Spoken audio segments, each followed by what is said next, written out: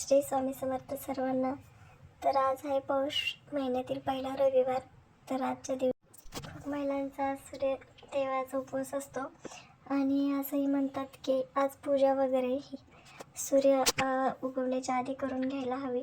तर मग मी आज लवकर उठून आंघोळ वगैरे केली होती. म्हटलं देवपूजा वगैरे करून घ्यावी.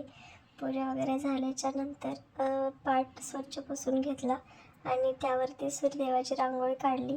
रांगोळीवरती वस्त्रमाळ वगैरे ठेवून अर्पण केली आणि त्यावरती हळदी कुंकू तांदूळ वगैरे वाहिले. आज देवपूजेला मी फुलं आणली नव्हती, त्यामुळे मी फुलं वगैरे काही वाहिली नाहीत. तर याच्यानंतर मी यांना चहा वगैरे करून दिला आणि म्हटलं आजचा नाश्ता स्किप करून डायरेक्ट जेवायलाच बनवावं. पण त्याआधी थोडंसं समर्थसोबत खेळत बसले. त्याला खायला वगैरे बनवावं म्हटलं, कारण तो नंतर स्वयंपाक वगैरे बनवताना रडणार नाही. मग त्याच्यासाठी खाऊ वगैरे बनवून घेतला, त्याला खायला वगैरे घातलं. मग म्हणलं आता आपण स्वयंपाकाला सुरुवात करावी. सगळ्यात आधी मी कणिक वगैरे मळून घेतली.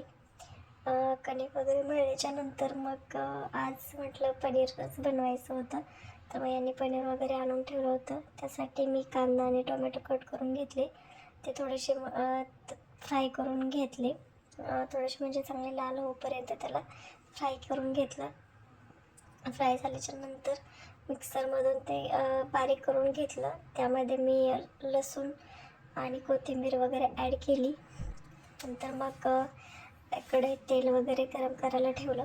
त्यामध्ये थोडीशी जिरे टाकली आणि जे काही वाटण केलं होतं ते वाटण वगैरे ॲड करून घेतलं. ते थोडंसं हलवून त्यामध्ये जे काही मसाले होते ते ॲड करून घेतले. माझ्याकडे पनीर मसाला होता आणि घरी बाकीचे आपले मसाले असतात तेही टाकले आणि थोडंसं घरचा काळा मसालाही ॲड केला. नंतर थोडंसं मीठ वगैरे ॲड करून त्याच्यात ते सर्व एक मिक्स करून घेतलं आणि त्यामध्ये थोडं पाणी ॲड केलं आणि ते थोडंसं त्याला तेल सुटेपर्यंत ठेवून दिलं. म्हटलं तोपर्यंत पनीर वगैरे थोडं फ्राय करून घ्यावं. तर मी इकडे पॅन ठेवला आणि पॅनमध्ये थोडंसं तेल वगैरे ॲड करून त्यामध्ये पनीर मसाला आणि हळद वगैरे टाकून ते जे काही पनीर क्यूब होते ते टाकून घेतले आणि ते चांगले तेलात म्हणजे ते चांगले मिक्स करून घेतले.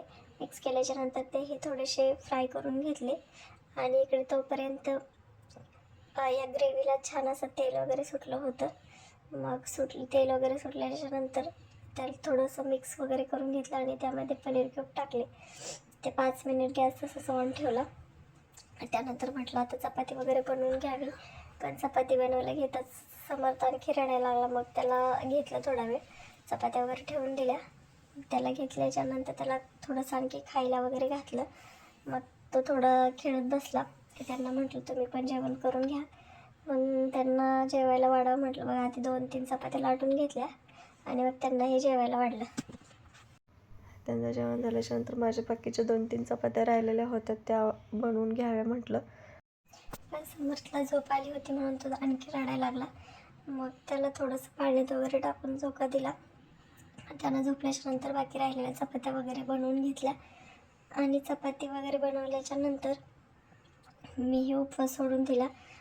जेवण केलं आणि थोडासा आराम केला. मग म्हटलं आज थोडंसं बाहेर वगैरे जावं. पण तोपर्यंत घर वगैरे सर्व आवरलं, कारण समर्थ आणखी उठलेलाच नव्हता. मग मी घर वगैरे आवरून घेतलं, भांडे वगैरे धुवून ठेवले. मग परत तो उठला, त्याला आवरलं, त्याचंही आवरलं. मग आम्ही चाललो बाहेर. तर तुम्हाला लोकेशन बघून समजलंच असेल आम्ही कुठे आलो आहोत.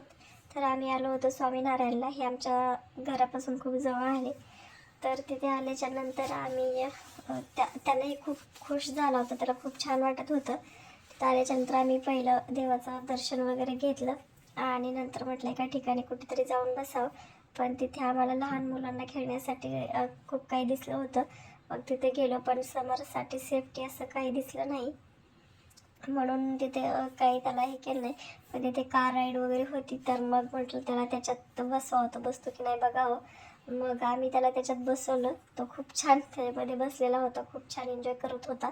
त्याच्यानंतर म्हटलं त्याला आणखीन थोडंसं कुठेतरी नंतर मग आणखीन आम्ही मंदिराच्या कॅम्पसमध्ये आलो आणि त्याला थोडंसं खाली खेळायला ठेवलं. तो खूप छान खेळत होता. मग म्हटलं आता दिवसही मावायला लागले आणि थंडी वाजेल, मग परत आम्ही घरी परतलो. तर असा होता आजचा आमचा दिवस. कमेंटमध्ये नक्की सांगा कसा वाटला.